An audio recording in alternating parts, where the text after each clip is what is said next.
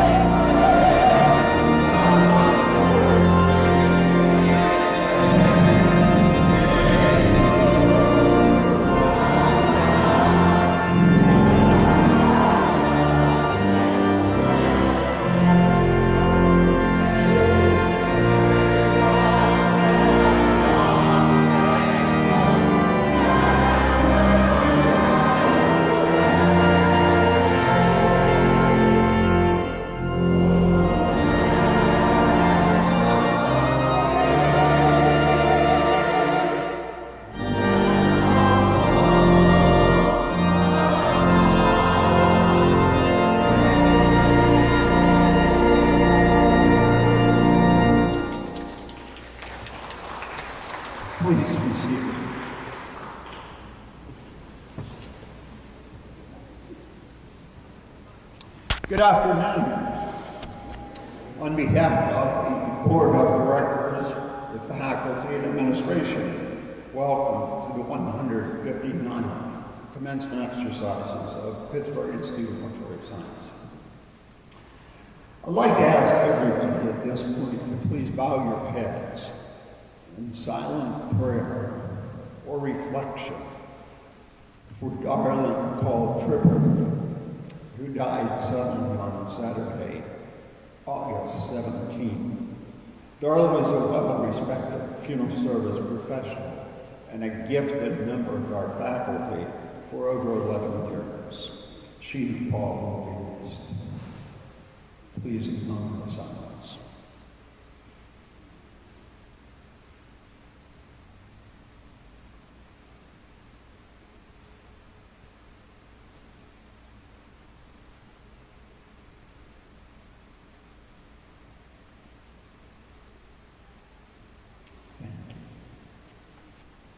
This afternoon is indeed a day of recognition and reward. We're here to recognize a group of students who began their funeral service journey with us a year, sometimes a little longer than a year ago, and spent a great deal of time and energy to be here today as our guests of honor, graduates with distinction. We will recognize and honor their achievements this afternoon. But before the ceremony actually begins, I'd like to take a few minutes to recognize the Board of Directors, the faculty, and the administration, for without them, we would not be celebrating 80 years of service tomorrow afternoon. I've been blessed for over 4 decades to be surrounded by and supported by these professionals who really take their mission seriously. The governance provided by our board, and I would like to recognize our new chair, James Pinkerton. Jim, would you please stand to be recognized? Thank you for joining us.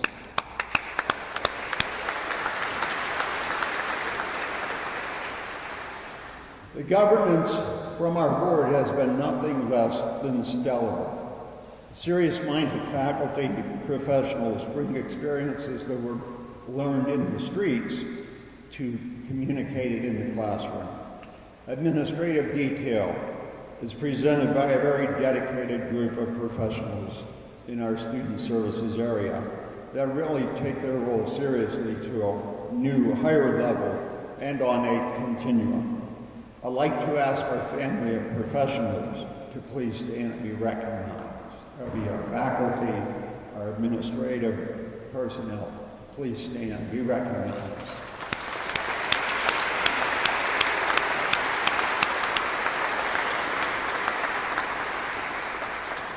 You are indeed the best, and PIMS is grateful for your dedicated service. You know, college football season just started just a little less than a week ago. And where would we be without the cheerleaders?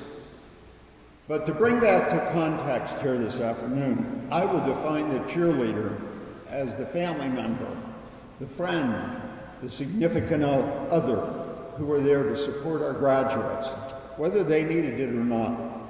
They were here during trying times. They were there to lend a helping hand. They were there with their wallets open when they were needed. And they were there to cheer the graduates through their journey to here this afternoon. For all of you cheerleaders, I'd like to ask you to please stand to be recognized, because without the moms, the dads, the children, the significant others, the spouses, the friends, and the soulmates, please stand.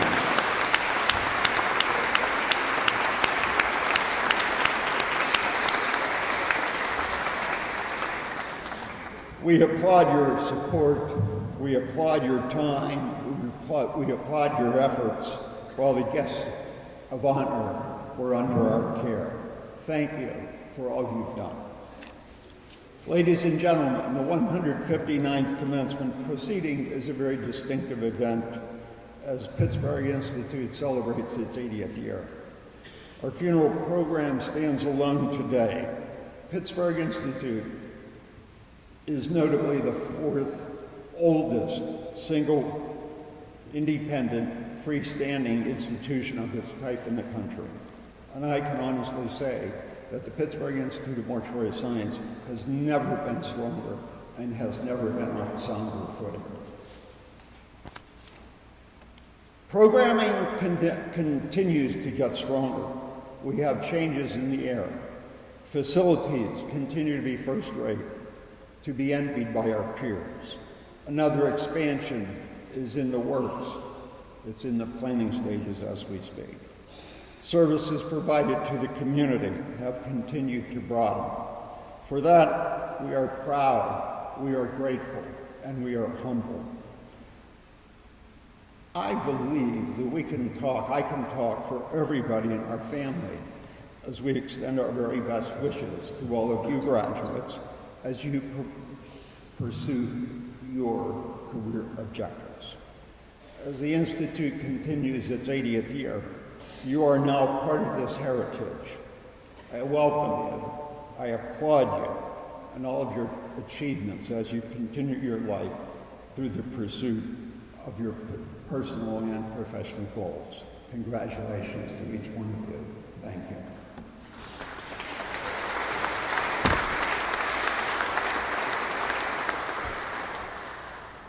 At this time, I would like to introduce our commencement speaker, Harry A.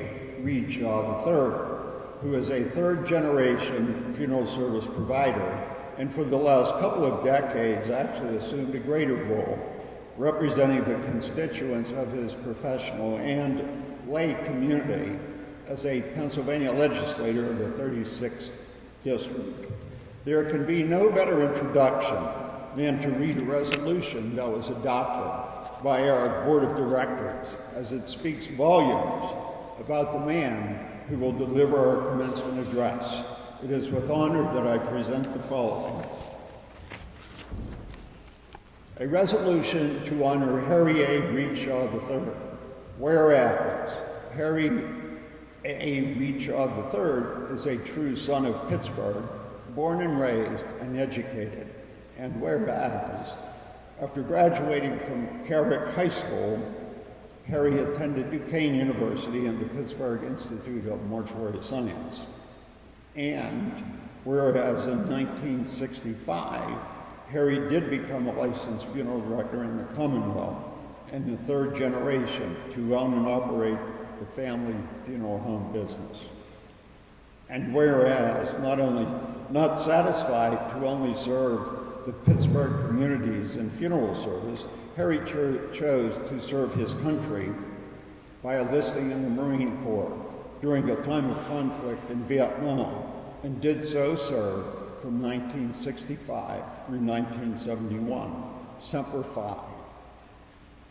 And whereas in 1994, after his military service and many years of successful funeral service, local community service, Harry once again felt the need to serve a greater community. So he ran for and was elected representative of the legislative district, the 36th district, to the Pennsylvania House of Representatives,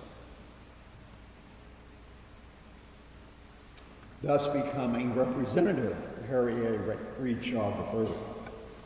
And whereas in his legislative role, he has ascended to leadership positions on the House Professional Licensure Committee, helping to regulate and oversee practices and compliance of various licensed professions within the Commonwealth, including funeral service.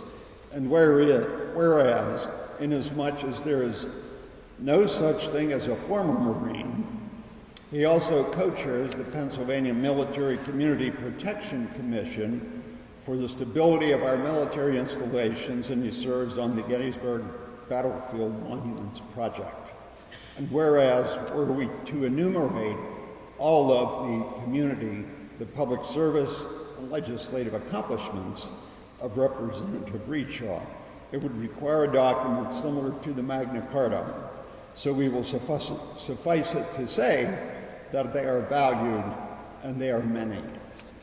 And whereas Representative Harry Reedshaw has benefited the residents of the Commonwealth of Pennsylvania and his district in general, and Pennsylvania Funeral Service specifically, by his many years of education, his commitment, and selfless service.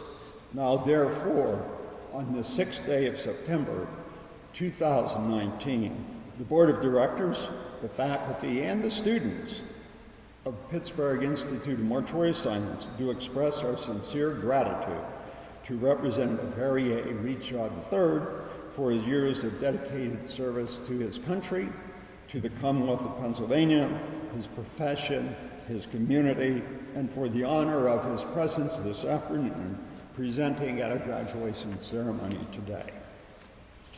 Having said that,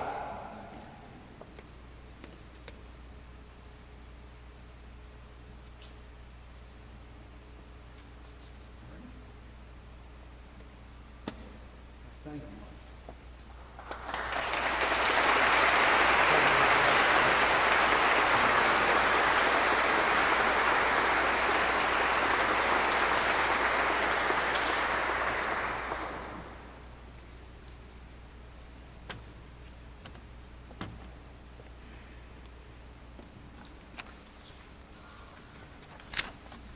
Please join me for a very warm welcome for the Honorable Harry A. Reedshaw III as he shares his forecast with all of us this afternoon.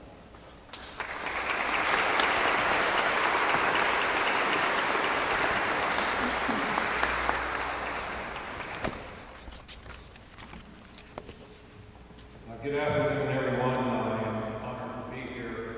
I had no indication about the resolution which was presented to me, so I do thank the Board of Directors and the students and everyone who participated in that. I don't know. I'm truly humbled. First, I'd like to wish everyone a good afternoon, the board, the faculty, the students, the friends and family of those that are graduating. I'm truly honored to be here with you on this occasion and to have a few moments to share a few thoughts with you and perhaps emphasize things you already know. I'm officially, as I was introduced, Harry A. Reedshaw III, the third generation funeral director, graduated from the Pittsburgh Institute of Mortuary Science in 1962. Have been a Pennsylvania funeral director for going on 57 years now. You know, a bit of philosophy talk, it's said, an individual is reflected in standards they set for themselves. So what standards have you set? What is your forecast for your future?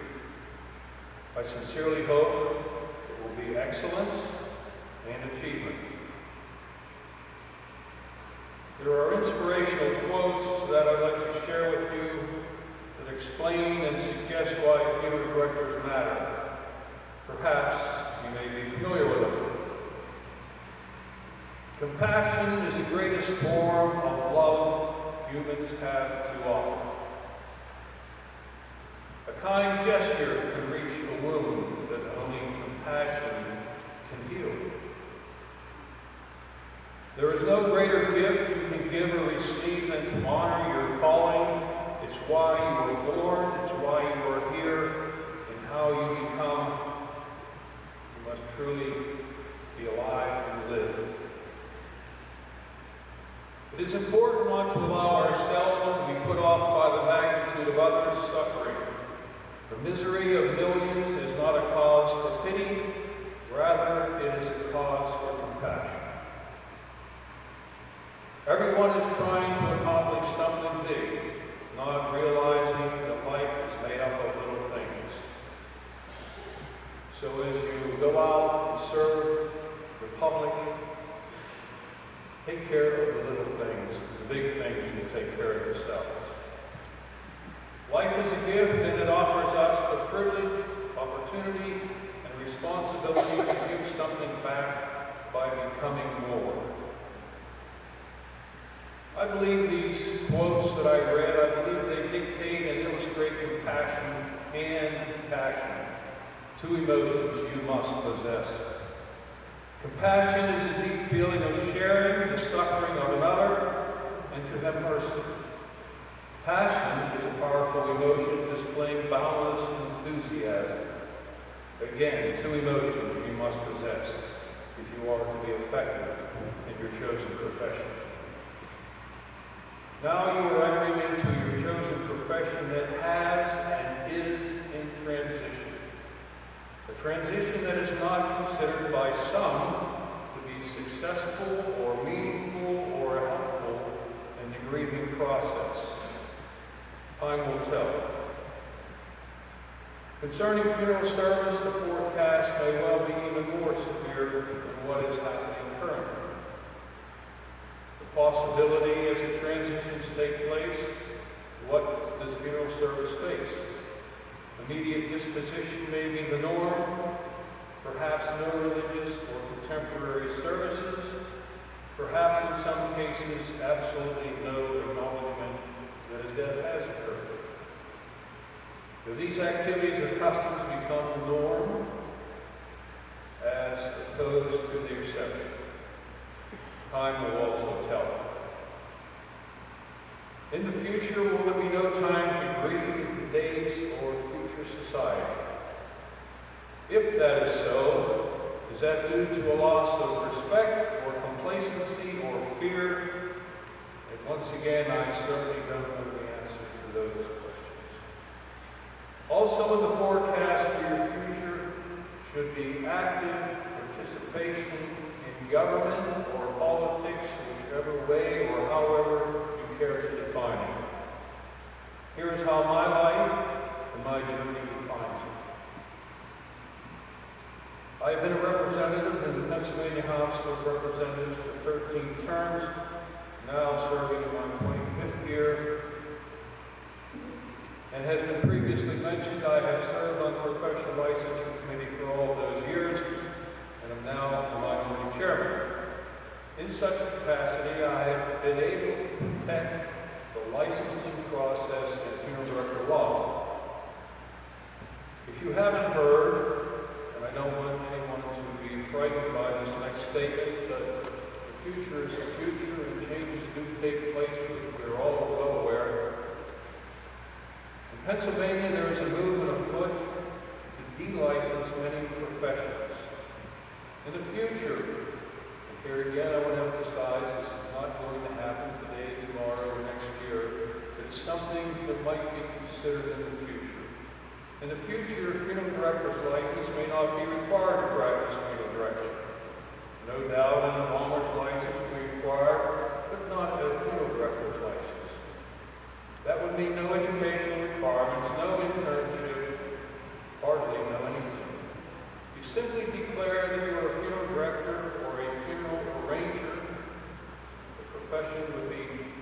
minimized to an order taker, to use an old term, not an undertaker. That is why you, as an individual and a professional, must be aware and active in selecting elected officials that will protect your profession. Socially, what is troubling to me is that there is evidence that love, respect, admiration, passion, and compassion may be diminishing in the public spectrum. And that is unfortunate. So I ask you to focus, and your focus should be on some of the following things, as it should be for all of us. One, you go out and serve the public, have high standards, and fulfill them. Have compassion to those you serve. Have passion to help and assist those you serve. Be resilient as transition takes place in funeral service. Be meaningful and make a difference. Be helpful in your community. So what is your forecast for your future? Never forget you have an opportunity to assist. This may happen daily. It certainly will happen as you serve the public. Never forget you have the ability to assist in healing a broken heart. Now, William Gladstone, British statesman, I'm sure you're all familiar with him. He wrote, "Show me the manner in which a nation or a community cares for its dead, and I will measure with mathematical exactness the tender sympathies of its people, their respect for the laws of the land, and their loyalty to high ideals."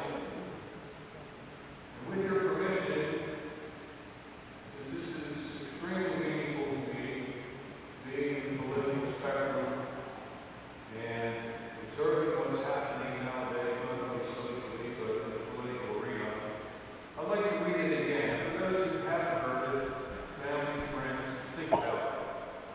"Show me the manner in which a nation or a community cares for its dead, and I will measure with mathematical exactness the tender sympathies of its people, the respect for the laws of the land, and their loyalty to high ideals."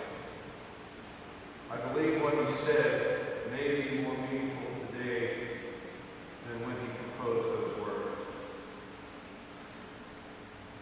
As funeral directors, we must highlight the compassion, dedication, and reverence that we exhibit day in and day out. Our stories are rarely told, and few people fully understand how much funeral directors sacrifice to alleviate the suffering of others. They are truly one of the most unacknowledged and overlooked professions, yet one of society's most valuable assets. Taking on the pain and sadness of another human being is not something most people are capable of doing. It takes a remarkable sort of person who willingly walk in the eye of a hurricane and withstand the battering waves of another person's grief. And as you know and as you anticipate and possibly have already experienced, we have the opportunity to do that all too frequently and in under so many different circumstances. In closing, I want to share a story with you that depicts, and the reason I'm going to share this with you is that recently someone once asked, what is the most moving, one of the most emotional things that have happened in your 57 years of funeral service? And as we all know, and so many of us have already experienced, we may be thanked daily, weekly, monthly, but after every service, there's always thanks and praise as we continue to serve, as we continue to help the public. But this happened a few years ago, and we received a call at the funeral home. Now, I happened to know the family. It was a young man, 38 years old.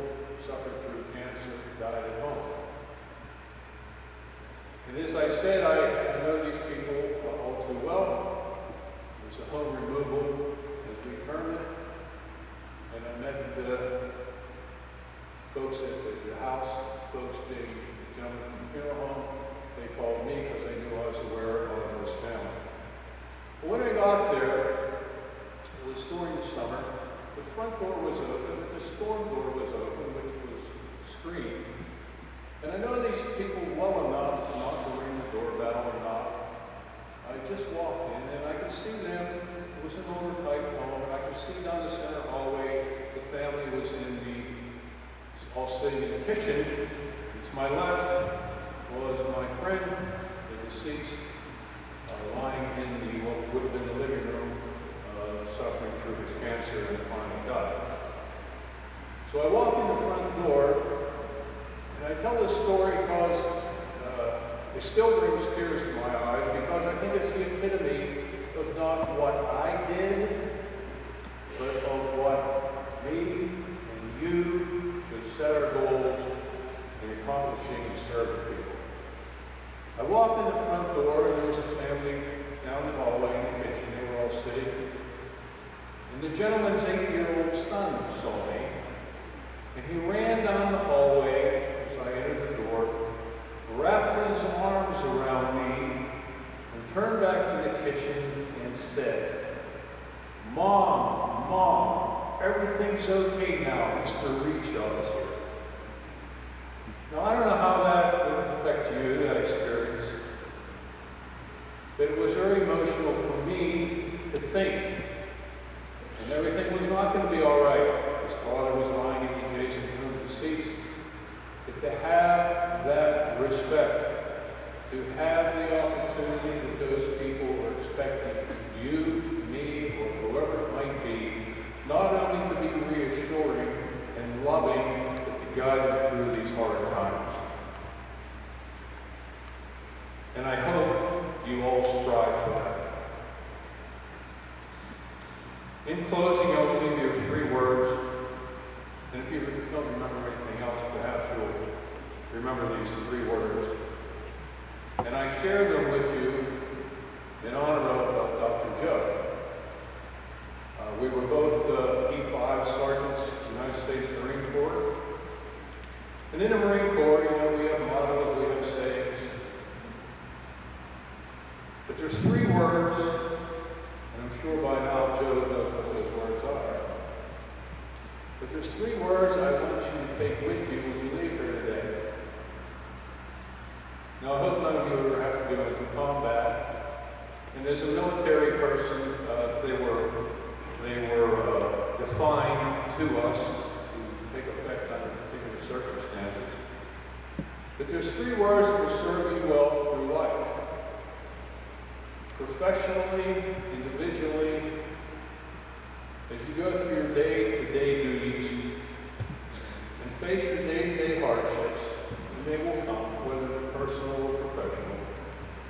I want you to remember in difficult situations to remember these 3 words. In difficult situations, improvise, adapt, and overcome. Improvise, adapt, and overcome. And those 3 words will serve you well through life, through your professional activities. I wish you my very best wishes, welcome you into funeral service. It's a noble profession, and as I read, we don't get credit for what we do or what we have done. A lot of it is self-satisfaction. So God bless you all. Congratulations on your graduation. And I hope that perhaps those 3 words may serve you well. And I'd like to thank the faculty and the board for all the extension of their best wishes and feelings to me. I am proud of them, and you folks have without a doubt received an excellent education. God bless you. Best wishes.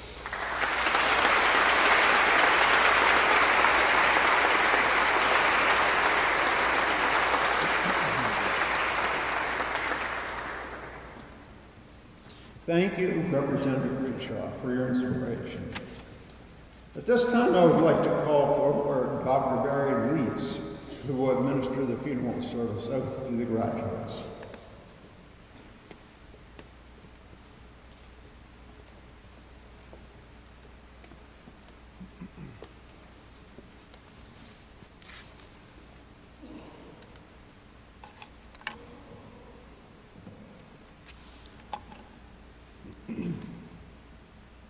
Thank you, President Obradnik. It is once again my privilege to administer the funeral service oath here at the 159th graduation ceremony for the Pittsburgh Institute of Mortuary Science students. It should be noted this commencement exercise includes both students from our campus-based and distance learning programs. I'd like to sort of recognize who travels the farthest, but I don't know who it is today. So whoever it is, congratulations for coming this far and being with us here during our 80th anniversary weekend. So we look forward also to perhaps some of you sticking around and joining us tomorrow at the school to share, reminisce, and reconnect with your alma mater. Typically, I offer a few comments to the graduating class before I administer the oath. However, I'd like to yield the majority of my time to Mr. Michael Burns, my colleague, as a special memorial tribute.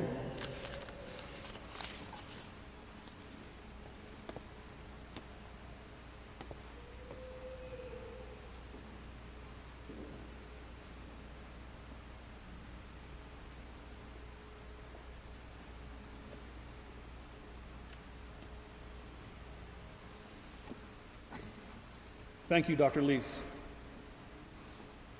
As many of you know, PIMS experienced a loss just last month with the death of Mrs. Darla Tripoli and her husband Paul in a tragic motorcycle accident. Mrs. Tripoli was a very talented and well-published restorative art teacher who had been with PIMS since 2008. Every student in this commencement today had her as an instructor, and we are grateful that she shared her talents and time with us. May her efforts continue to impact our restorative art skills for years to come. The two roses today present on the table represent Darla and Paul. Both were very religious people and would never want us to be sad that they now have a new life in heaven. I can just hear God now saying, "Darla, I know how to build a nose." Once a teacher, always a teacher. So on behalf of myself, my restorative art colleague, Mr. Drobish, and all the students who had her, Godspeed, Darla and Paul. Thank you for sharing your talent with us.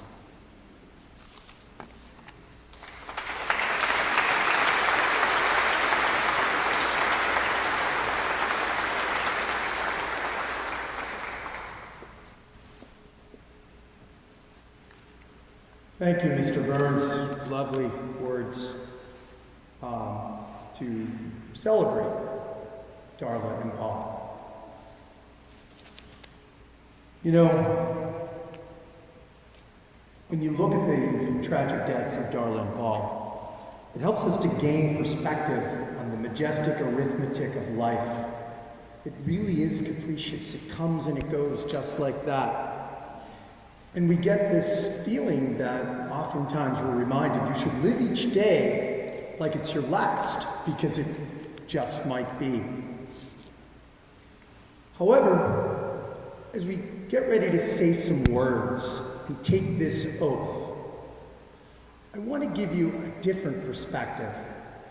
It's the words or paraphrased ideas of a famous Hollywood actor who happens to be in our midst today, made a film called Getting Grace, who said, "Don't look at it like it's your last day, wake up and look at it like it's your first day, because that will give you the clarity that you need to see the family that just lost their loved one, to care for the decedent that is now in your hands, and to plan the event that commemorates someone's life.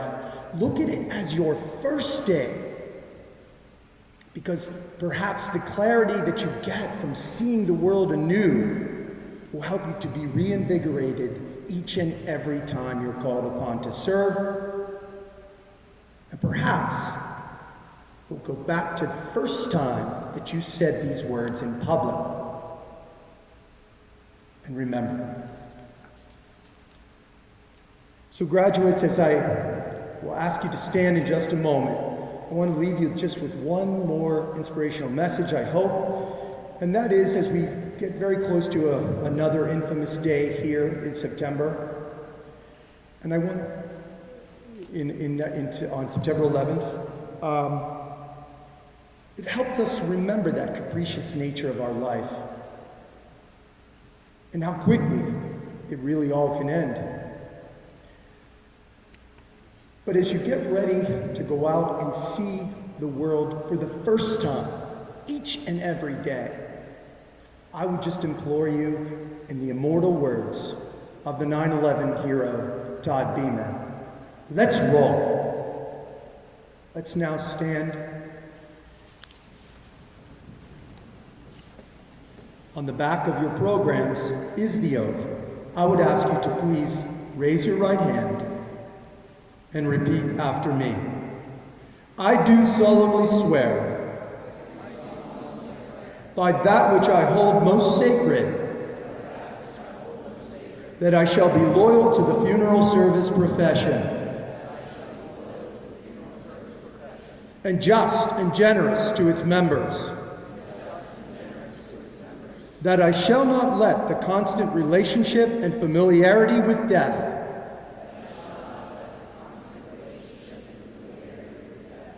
give me cause to yield to carelessness or to violate my obligation to society or to the dignity of my profession, that I shall obey the civil laws, that I shall not divulge professional confidences,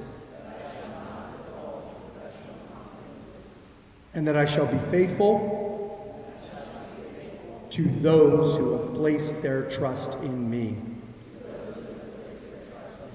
While I continue to keep this oath unviolated, and may I be respected by all people for all time. Let's roll, graduates.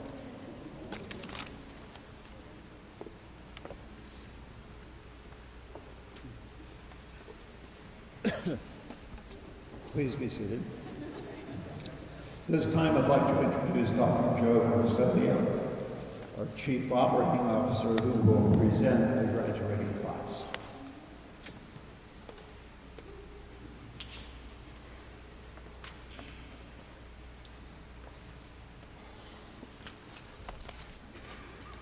Good afternoon, everyone. As I look out in the audience, first of all, an overwhelming assembly. Thank you all for coming, traveling the miles to be here. And the reason we are here is to celebrate with our graduates. Only you, graduates, know how hard you work to be here today.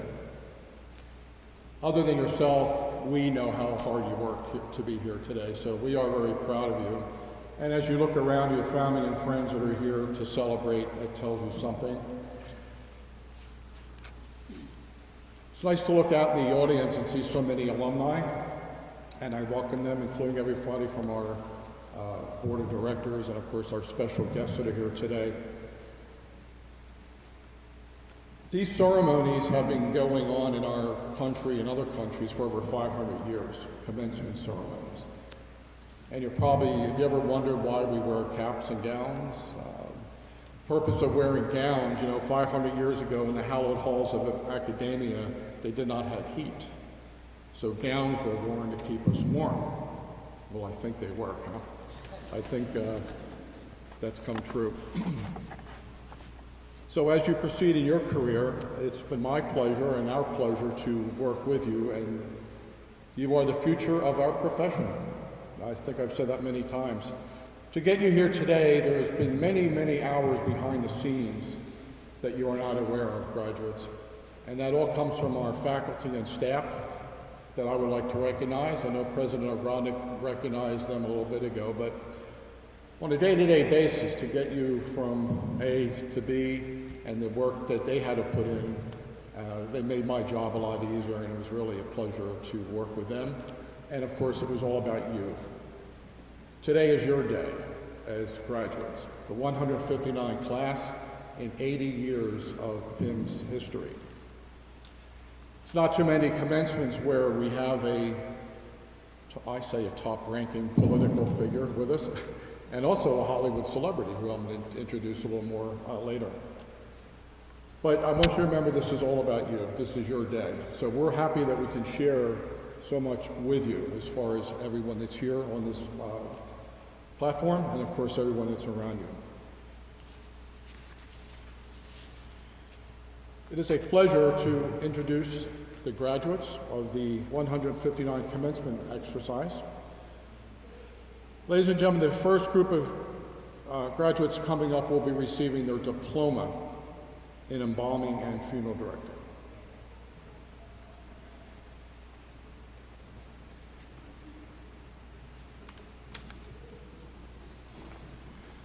To assist in handing out the diplomas, our President Eugene O'Bronick and our Registrar Mrs. Karen Rocco will come forward.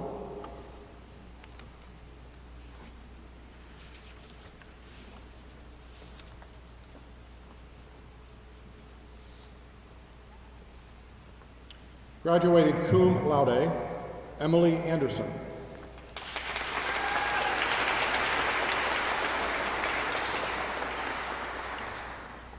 Carly Chufo.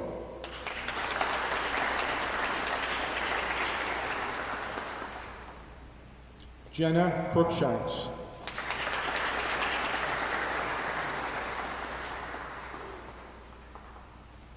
Nicole Gowan.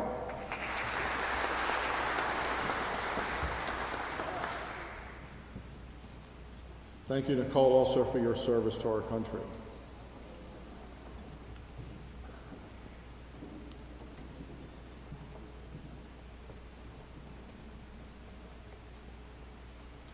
Yamani Jones.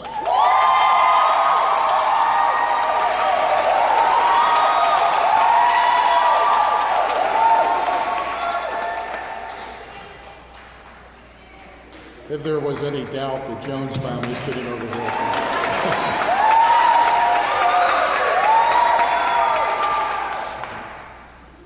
Nicole Martin.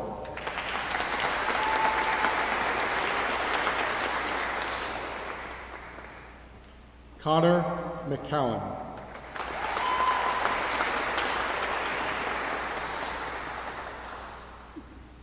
Jalen Newcomb.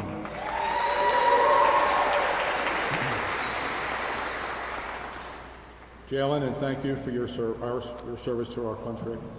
He's in the active duty reserves.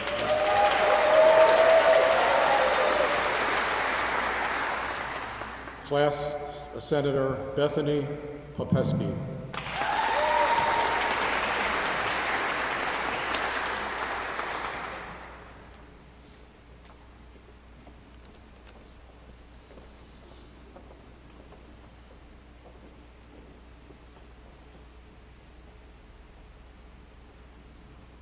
Christian Snyder.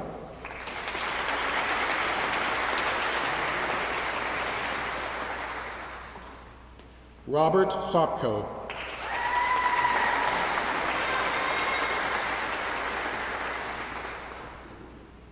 Vice President of our Student Senate, Jordan Williams.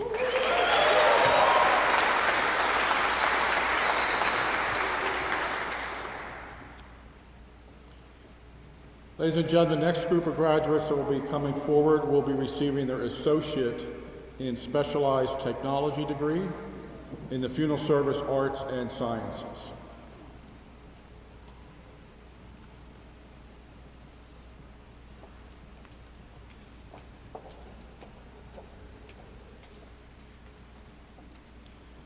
Adriana Adams.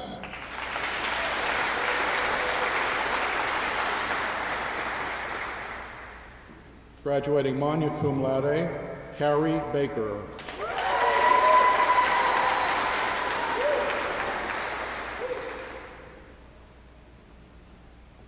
Victoria Bartlett.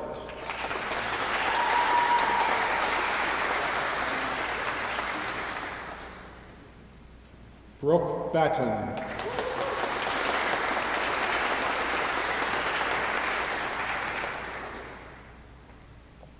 Bailey Bird.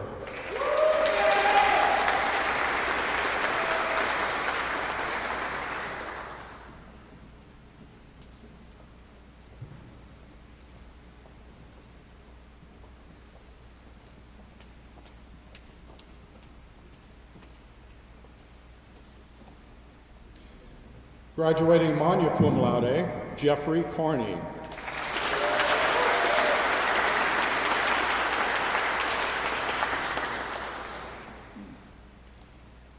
Joseph Carrier.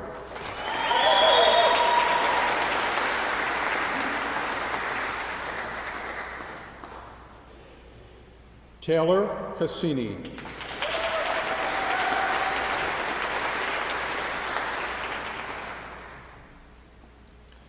President of PIM Student Senate, Eric Casey.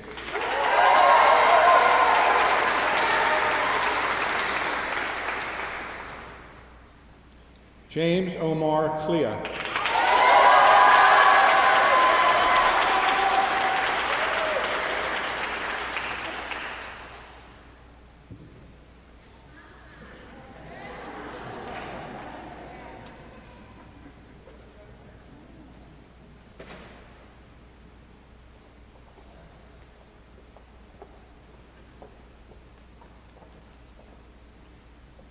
Cassandra Crislip.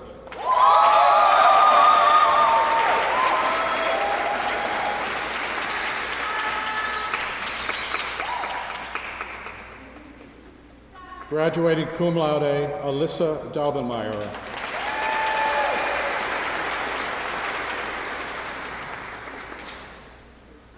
Cassie Dawson.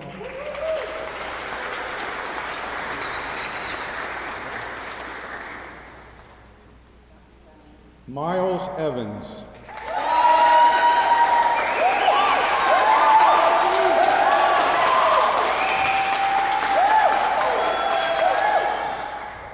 I think we need to sedate this group over here.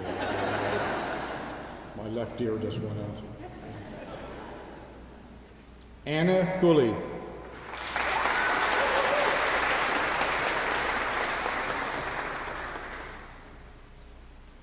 Kaylee Hartman.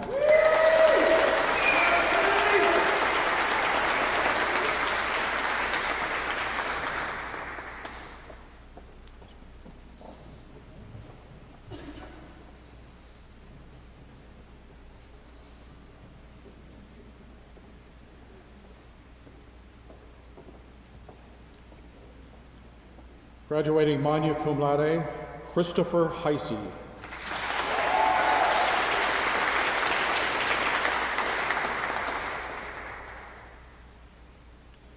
Christopher Karn.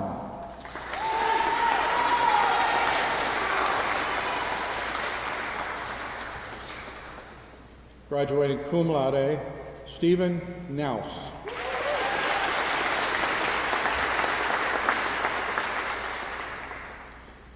Kristen Kramer.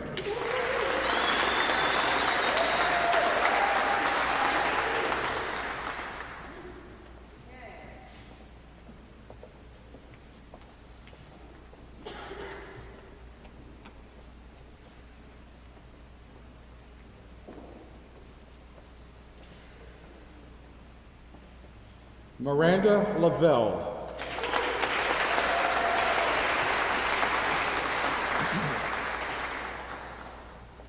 Edward McCall.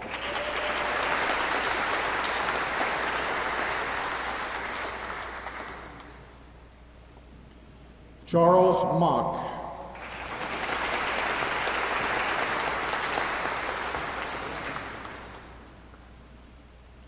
Emma Newsom.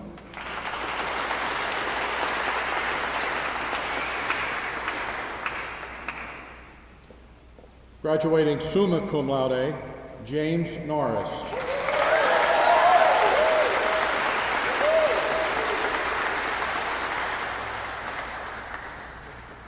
James, and also congratulations on maintaining a perfect 4.0 GPA throughout the term.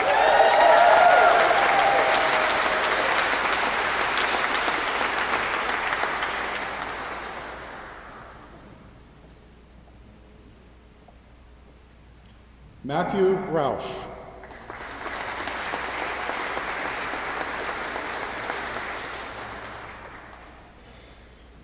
Curtis Ridge Snyder.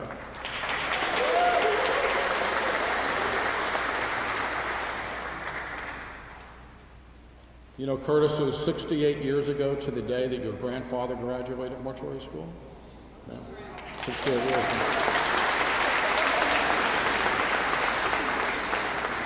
You see Clay over there, thank you. Teresa Taylor Amor.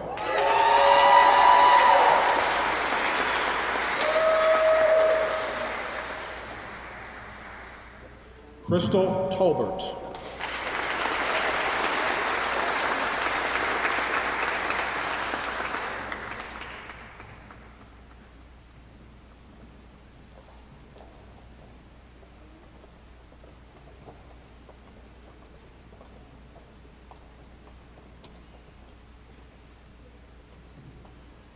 Lori White Sanders.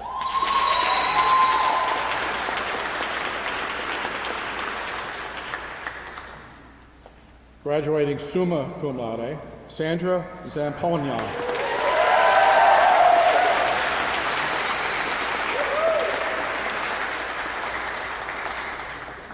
And Nicholas Zidek.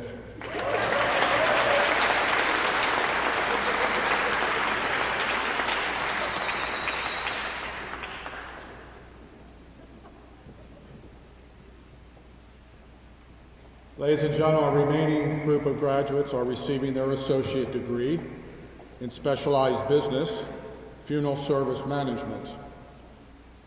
They've been with us, what, 20 months now? 20? Something like that, right? So congratulations. Joyce Adams.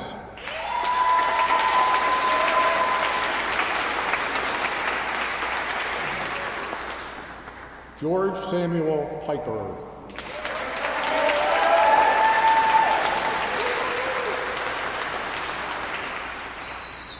Spencer Melberger.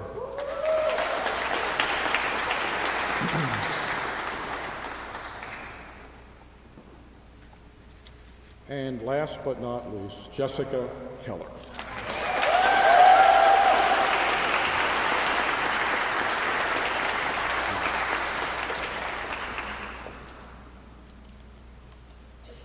As we're handing out diplomas and degrees, there are actually two. Oh, did I forget two? Where'd you guys come from? Come on up. Don't be bashful. See what happens when you're not in alphabetical order? They just came in. The bus was late, so we go. My three favorites, too. How do you like that? Hannah Riggle.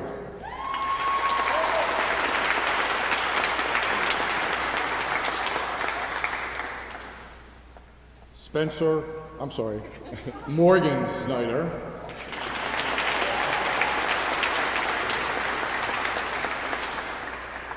And Shiloh Struthers.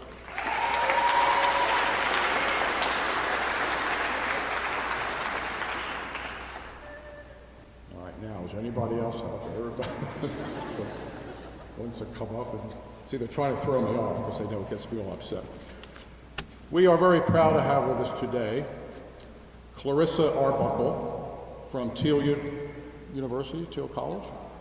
And she traveled the miles to be here to make two presentations. I'm going to give her the podium, and I will be back.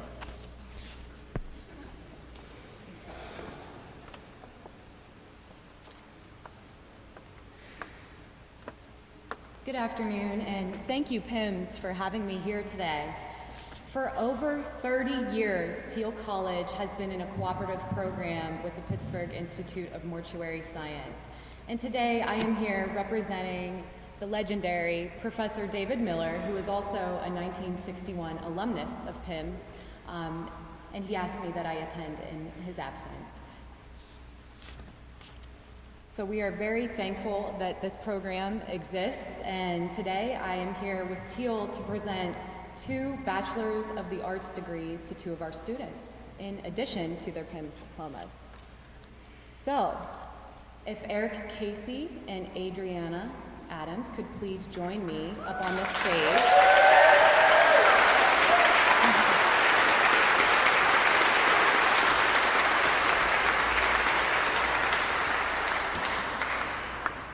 And just, yeah, right here.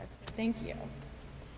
By the authority invested in me by the Teal College Board of Trustees, and with the unanimous consent of the faculty, I confer upon you the Bachelor of Arts degree with all the rights, privileges, and responsibilities pertaining thereto.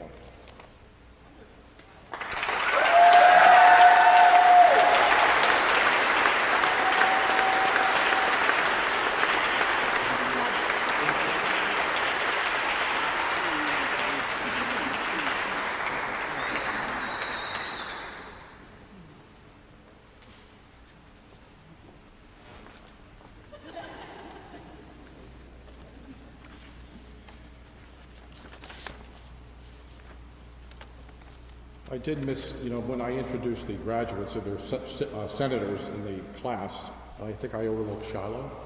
Shiloh Struthers is a class senator. So thank you for your service to your class in the ASB group.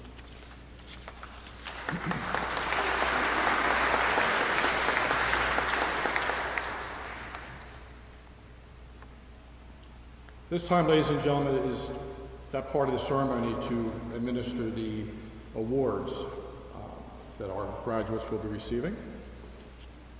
There are numerous awards, and I will be calling them obviously one at a time, and the recipients of the award will come forward when their name is called. The first award this afternoon is called the Memorial Award in memory of our founding fathers at the school at PIMS. I will read the citation, and then we will call forward the recipient. The Memorial Award. Be it known that the Memorial Award was established to commemorate the contributions made by the alumni, students, and faculty of the Pittsburgh Institute of Mortuary Science. This award is presented to a classmate chosen by their peers in the class who demonstrate qualities of leadership, professional conduct, and good citizenship, which best typifies the ideals of the student body.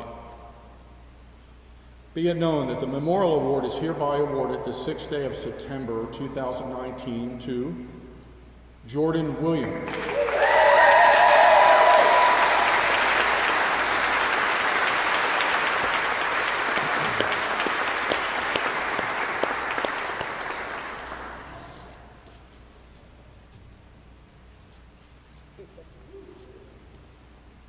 So again, Jordan was chosen by his classmates for the award. Our next award, ladies and gentlemen, is the John Reboll Award, named after one of our past deans. Be it known that the John Reboll Award was established as an award of merit in recognition of outstanding scholastic achievements in all branches of the curriculum at Pittsburgh Institute of Mortuary Science. This award is presented to that student who has maintained the highest scholastic average for the school year when they started 2018 through 2019. Be it known that the John Reboll Award is presented the 6th day of September 2019 to James Alexander Norris.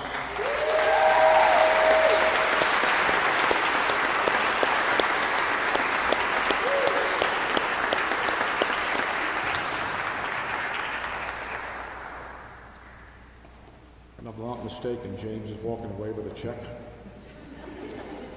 In addition to the award of $500, so congratulations. Our next award, ladies and gentlemen, is the William J. Mismano Memorial Award. Graduates, most of you know that name, William J. Mismano, named after, in memory of our library on the plaque on the door.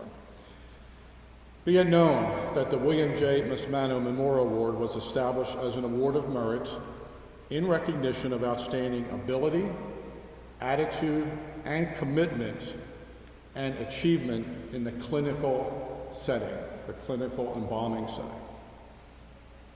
This award is given to that student who, in the opinion of the clinical embalming instructors, feel that this student has demonstrated the highest standards of decorum and professionalism in the embalming arena.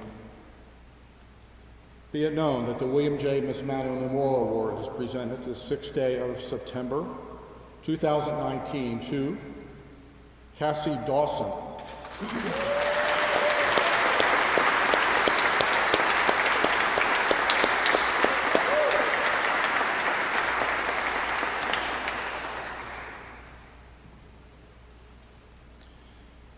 Cassie is receiving an embalming kit from the Dodge Company on behalf of Wayne Irvine, one of our graduates who won that award when he graduated several years ago. Our next award, ladies and gentlemen, is the Pierce Chemical Restorative Art Award. Be it known that the Pierce Chemical Restorative Art Award was established in recognition of outstanding ability, attitude, commitment, and achievements in the restorative art laboratory and cosmetology.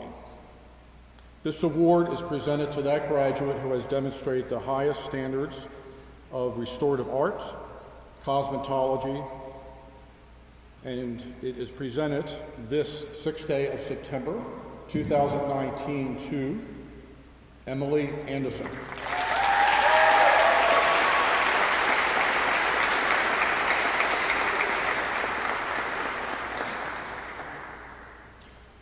Unfortunately, Mr. Michael Kurek from the Pierce Company could not be with us today, and I do that every time.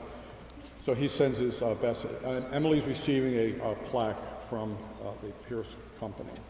And I was reminded by Mr. Drobish from the lab to make sure that Emily Anderson is the first student to have received a perfect 100 score in tests and, of course, all the projects in the laboratory. So congratulations, Emily.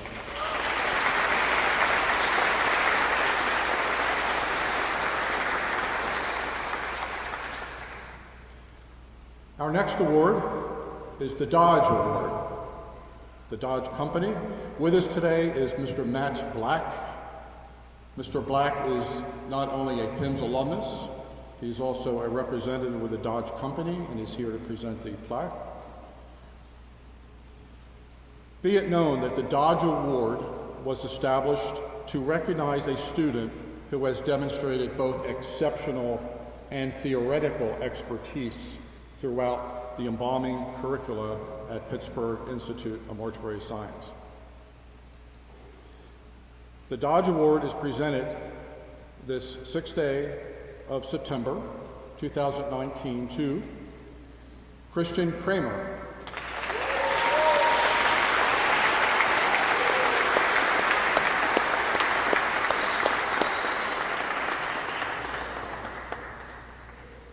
Congratulations, Chris. Mr. Black, thank you, sir, for coming in and being here with us today.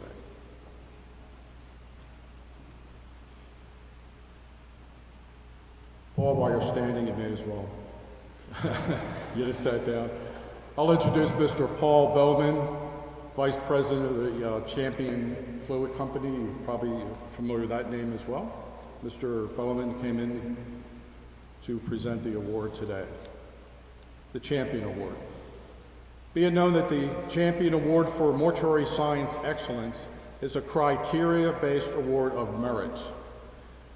This award bears the namesake of a company that has focused not only providing state-of-the-art chemicals and products, but as indicated by the credo for its expanding encyclopedia, the Champion Company is dedicated to the furtherance of knowledge and education for the funeral service profession. This award is presented to the student who was recognized by the members of PIMS Science faculty, who has demonstrated overall scholarship, aptitude, and practical skills, specifically in the core mortuary sciences. This award is presented the 6th day of September 2019 to Jordan Williams. Jordan.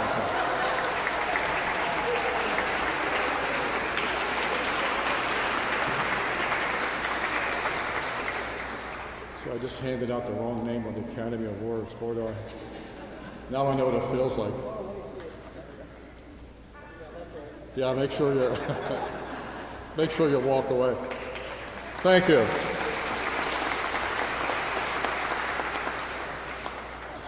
So again, the Champion Award presented to Mr. Jordan Williams. Thank you very much.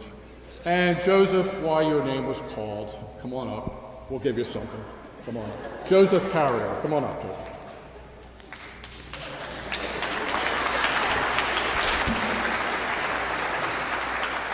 We have a little something for you. To assist me in presenting the award, which I'll name in a second, I would like to call forward Mr. T.J. Roser, a PIMS graduate licensee. Mr. Roser is the funeral director liaison with the Center for Organ Recovery and Education, mostly known as CORE. And Joseph is going to be receiving a scholarship from CORE. The Center for Organ Recovery and Education has established a pledge for the Life Scholarship Fund and is awarding Joe Carrier a $500 scholarship. This scholarship is funded through CORE's partnerships, strategies, and by a committee delegating funds given in memory of those who have donated organ tissue and cornea donors or transplant recipients. With over 123,000 people waiting for organ recovery and life transplant, many are in need of tissue and corneas, and this scholarship will help to develop professionals who can make the difference. Joseph won the award because he has been selected as the student who they feel will impact the lives of people in the funeral profession. So, Joseph, congratulations.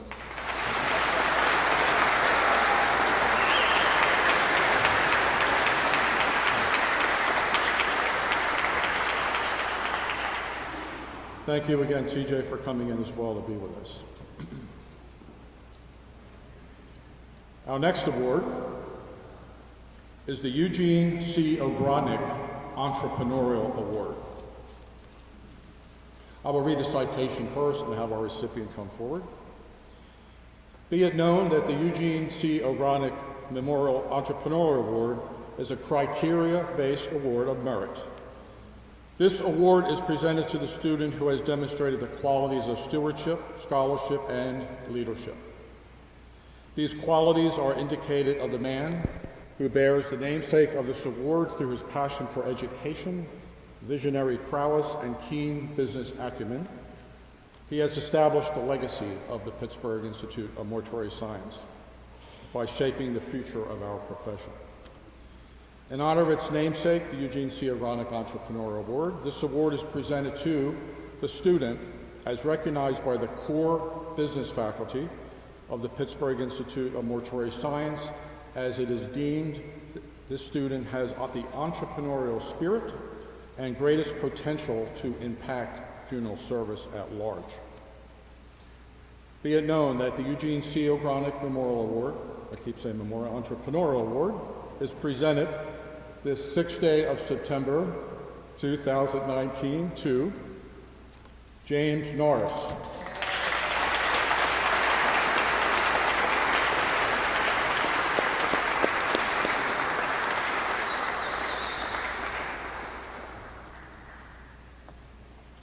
Is that correct?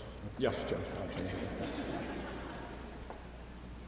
James, on behalf of our Board of Trustees, is receiving a check for the amount of $500.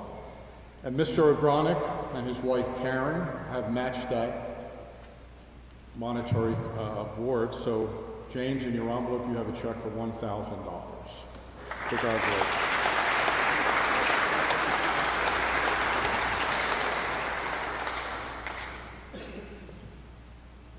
Our next award is the Mu Sigma Alpha Award. I will call the recipients forward, then read the citation.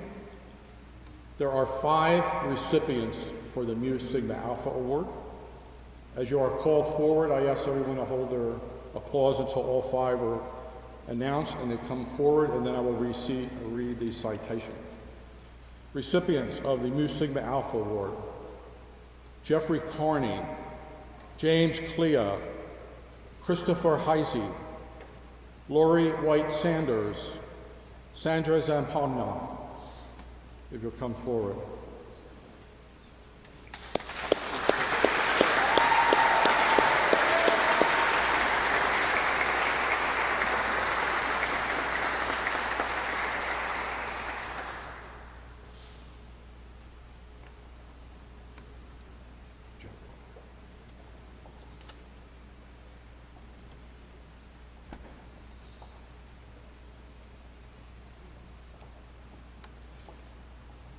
Ladies and gentlemen, the citation for the Mu Sigma Alpha Award. The National Association of Colleges of Mortuary Science has established an honorary society to give recognition to those students of mortuary science who have displayed outstanding merit in scholarship and who have conducted themselves as good citizens of the schools they have attended. The recipients of this award have been carefully screened by the faculty and constitute 10% of the graduating class. The name of the society is Mu Sigma Alpha, which stands for Mortuary Science Award. Graduates, as you examine your key, you will see the symbols which are engraved thereon being an open book placed over a spray of laurel. That's in the little box. A lighted lamp, and the word award. The book is a symbol of the knowledge and wisdom of the ages. It has a further allusion to the Bible and its teaching of disciplines and ways of life. The book is open to indicate the knowledge is available to all mankind. The spray of laurel designates a symbol of achievement. The lamp of learning is a symbol of scholastic scholarship, diligence, and perseverance, irrespective of time. The word award is added to all to know that the purpose of this award is to honor those who qualify and are chosen. Jeffrey, James, Christopher, Lori, and Sandra, we ask that you cherish this award as it is our way of recognizing what you have done while you have been with us, and it is our confidence that as you go into your chosen profession, you will not only be graduates of whom we are proud, but also ones who will carry into the years the high standards which have so outstandingly demonstrated, you have demonstrated while at school at Pittsburgh Institute. Congratulations.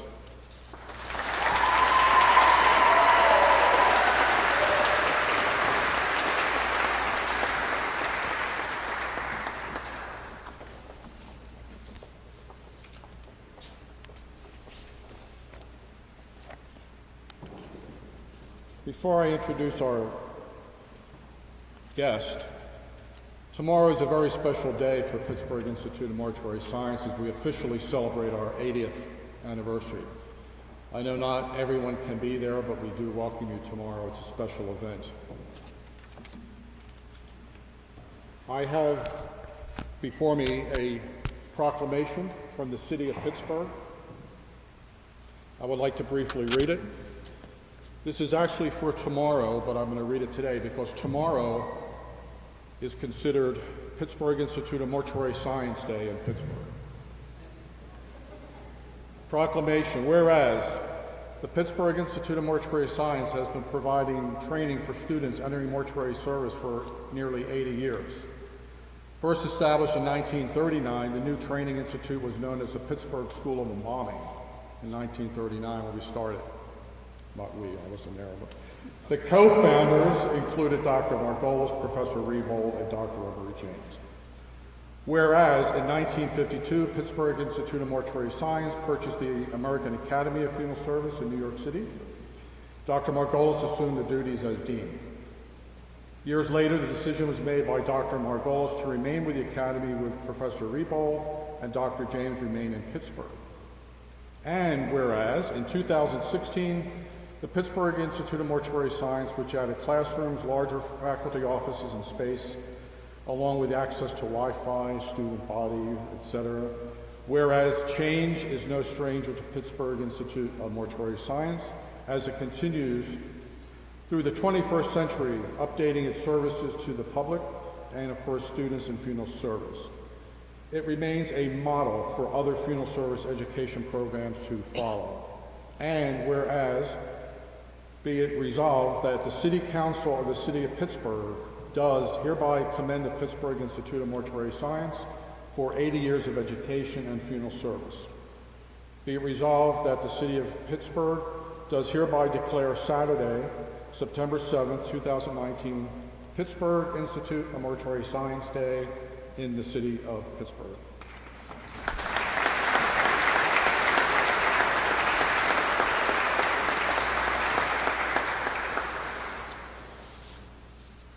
Graduates, again, we are so happy for you, and you are to be recognized for everything you do. We are especially happy that we are able to combine having our state representative, Mr. Retrol, with us today, and a Hollywood celebrity. Daniel Roebuck, I could call him Danny, we're buddies now, right, Danny?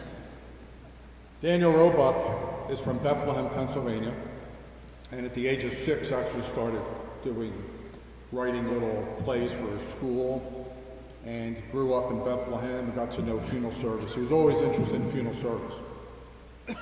He had the opportunity to travel to Hollywood, California, and one of his major roles as the deputy sheriff in the hit movie The Fugitive, Harry with Tommy Lee Jones and Harrison Ford.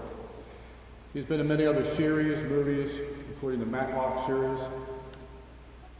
And I believe it's, Danny, if I'm correct, 2 years tomorrow would be when the movie was released. Yes.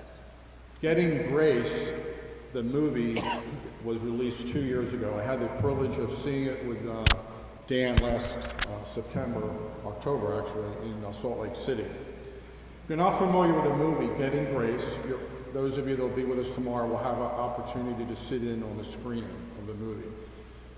Mr. Roebuck, of course, will be there, autograph signing and picture taking, and to show the movie. It is about a young girl dying of cancer. Danny Roebuck plays the funeral director. And the movie was actually filmed at a funeral home, Herron Funeral Home in Bethlehem, Pennsylvania. Dimitri Herron he was almost going to be with us, the funeral director, but he got busy when you get calls in, so he got a little busy, so he's unable to be with us today. But graduates, ladies and gentlemen, we are so proud and happy to have with us, right from Hollywood, picked him up at the airport yesterday, Mr. Daniel Roebuck and his wife, Tammy. Tammy, will you stand, please?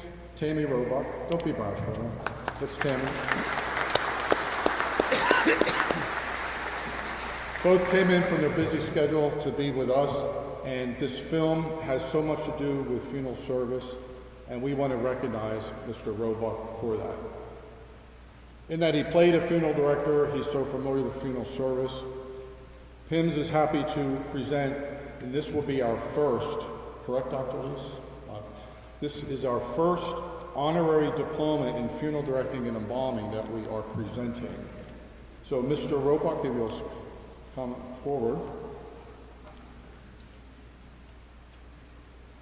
So Dr. Lees and President O'Bronick is presenting Mr. Daniel Roebuck with an honorary diploma in funeral directing and embalming with all privileges. Thank you.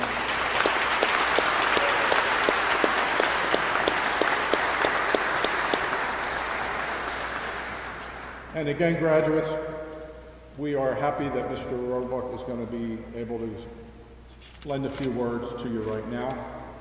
So, because I know all of you can't be with us tomorrow, but Mr. Roebuck.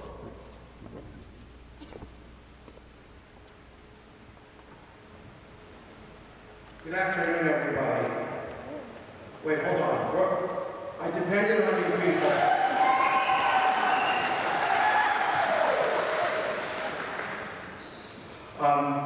Who thought this was a good idea to give an actor a stage this beautiful? By the way, there's a clock up here. I guess for the password, so he knows. Our distinguished guest, State Representative Reshaw, talked about those 3 wonderful words useful in any situation: improvise, adapt, overcome. There's 4 words in a situation like that I know mean so much to everybody. I'll keep this brief.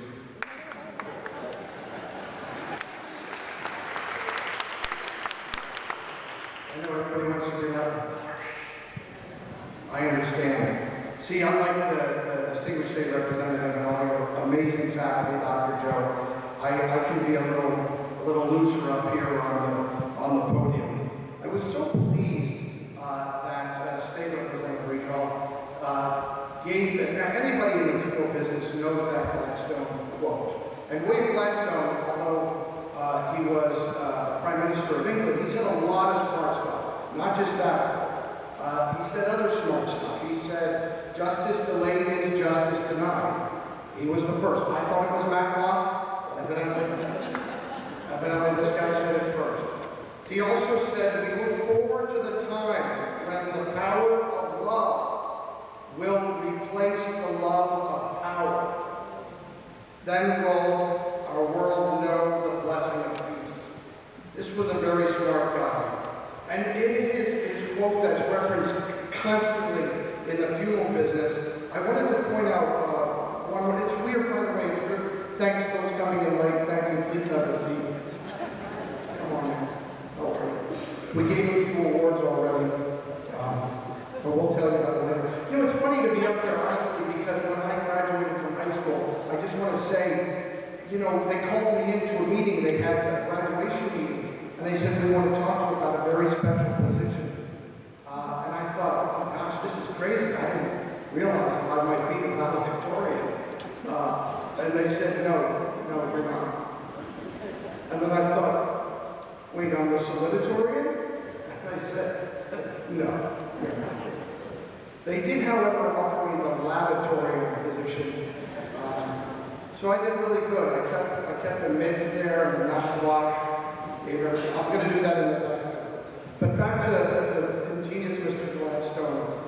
When he said, show you the manner in which a nation cares for its dead, and I will measure with mathematical exactness the tender mercies of its people, the respect for the laws of the land, and their loyalty to high ideals. And what I think most about that in terms of you, young men and women, well, men and women, not all young, but all young in heart. The mathematical exactness. You know what's great about that? Although I wasn't the valedictorian or the salutatorian, I do remember that in every mathematical equation, there's a variable, the x, the y. You guys realize you're the variable. You're the thing that adds up to the other thing that equals a life well served in the community.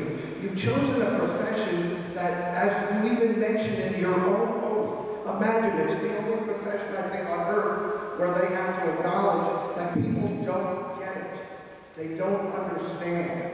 Yet the gift you're going to give the loved ones in your future is extraordinary.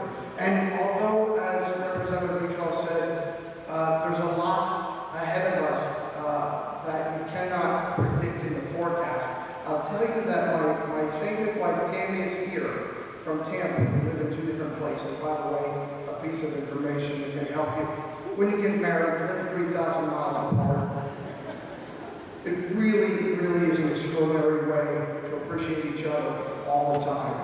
But Tammy lives in Tampa, and because of this Hurricane Dorian, we didn't know if she was going to make it out. And the thing to remember, no matter what the forecast is, it always changes. So you guys, you young men and women, are the change. If you want people to remember to respect life and death completely, you have to be the face of that. In my business, actors are famous for saying stupid stuff all the time. So you have an opportunity in your business to always speak toward the respect for life and the respect for the ceremony of death, and to remember that every life well lived has to be acknowledged. I'm so excited because when I was in high school, all kidding aside, I went to the guidance counselor. We had to write an article and interview someone in our chosen profession. Now, I never really dreamed I could be an actor, and I had an interest in the funeral business from a very early age. So I went to a funeral director and I interviewed him. So there I was, 15 years old in Bethel, Pennsylvania, and I thought, wow, one day I could be a member of that extraordinary fraternity of people who care and honor for their fellow citizens, who do well by their community, who are faithful people, and people who always represent an ideal to the community. I thought maybe one day I could be that. And then I became an actor. And in God's brilliant genius, He gave me this opportunity to stand here in front of you all and say, I am a funeral director. And I will honor those same ideals that we hold you to. On behalf of Dr. Joe, the faculty, you distinguished guests, all of you who came, I want to say I am grateful for this honor. I am grateful to be part of your profession. And I am just so blessed that God is good, He is in heaven, and every day He makes it clear by bringing people like you to a business that you're going to serve Him in. May God bless you all.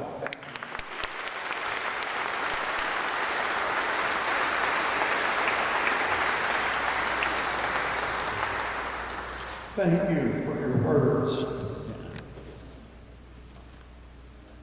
I'd like to ask the graduates to please move their pencils from right to left.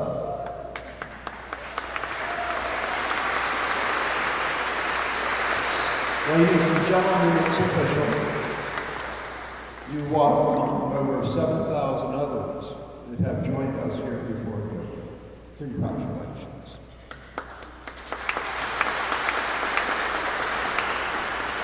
At this time, I would like to call forward Jordan Williams, who will have a few words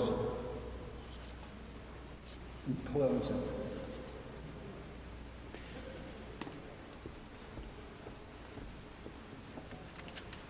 Thank you. Good afternoon. Thank you. That's nice. I know of two things in my 27 years of life. I've learned two things, just two things. Don't talk back to my mama, and never get in the way of Mr. McGowan and lunch. So, in respect for the latter, I'm going to keep this brief. It's a tremendous honor to be among the talented, intelligent, and well-spoken people here, as well as the teachers. You guys are all right, too. It was certainly a friendship forged in fire the last year, as long study sessions, venting with colorful language that I can't repeat in the house of God. Special memories of pirate games, movie nights, bowling, frantic studying, some good deep conversation about life and what you all are wanting to do with the next step. And I think as a class we should give a round of applause to the faculty ourselves and what they've done for us.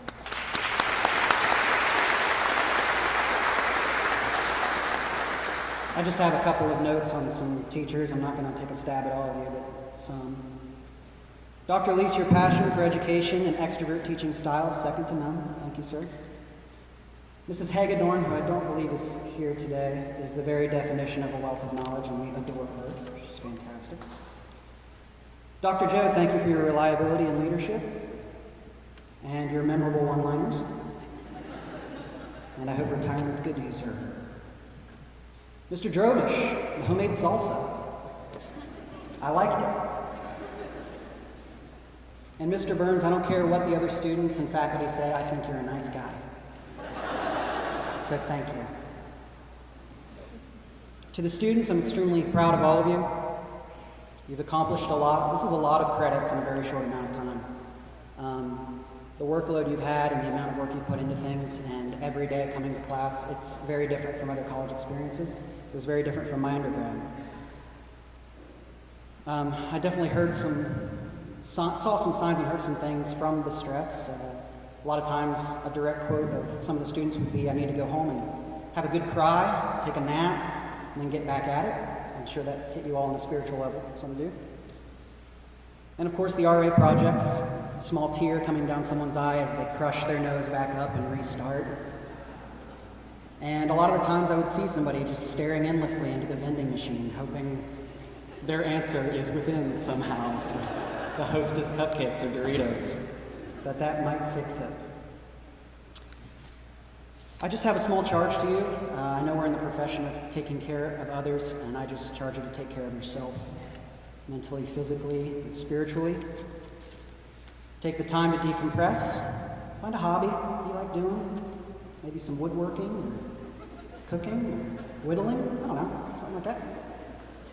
And be honest with yourself on your mental limits. A lot of times you can push yourself too hard. I'm not saying go to your boss and say, Jordan said I've hit my mental limit and I'm not working today. That's not what I'm saying. I'm just saying be honest with yourself. Physically, go for a walk, find something to do. Some people run for an extended period of time. It's called jogging. You can do that if you want.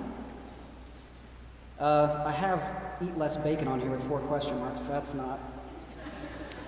I'm going to cross that out. Spiritually, this is very important. Find purpose in your life. Don't be consumed by your work or prideful feelings. The tangible things of the world only fall short and will only lead to disappointment. Find and pursue something bigger than yourself. As many of you know, for me, it's my faith in Jesus Christ. I've been fortunate enough to have strong men and women, Christian role models in my life. My grandpa's here, my mom's here, my dad's here. My boss, John, another brother in Christ, is here. Wave to the camera, Dad. Very good. That looks good. I would be remiss in this church if I didn't give you the opportunity to pursue Christ. I challenge everybody when I come across my friends and everything through the year to approach God from a place of humility and sincerity, even if it's once in your life. He can change your heart and outlook on life, and he can change how you view others, which I think is very important in our profession. And in that I've been saved, the meaning of life for me is the relationships I make with others. And I'm glad that God has put each of you in my life, and I do not think it was by accident at all. In just 1 year, you all have given me more than I could ever repay. I thank you for the deep conversation, sincere care, and overwhelming support. Shout out to James for all the study guides. Whether your plan is to work hard and diligently, continue your education, or start a family of your own, or perhaps a mix of all three, I know you will all succeed.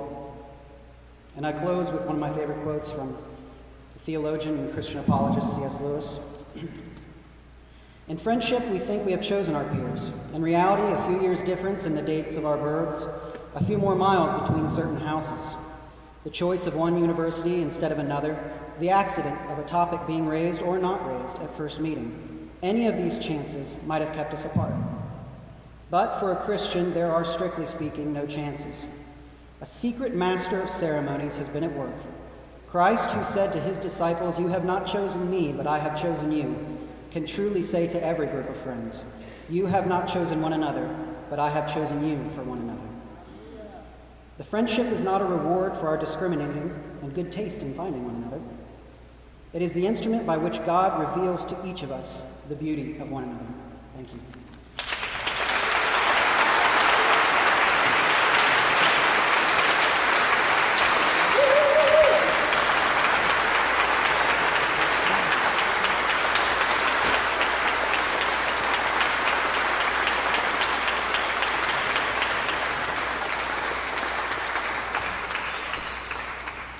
That was pretty nice.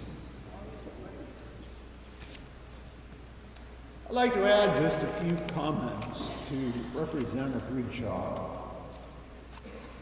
his forecast. I'd just like to say that the future is in good hands today. Congratulations.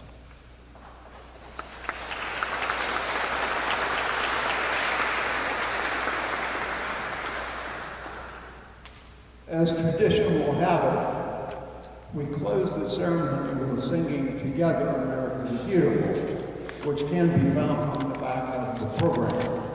And to lead us in this closing, I'd like to call forward Joseph Cameron.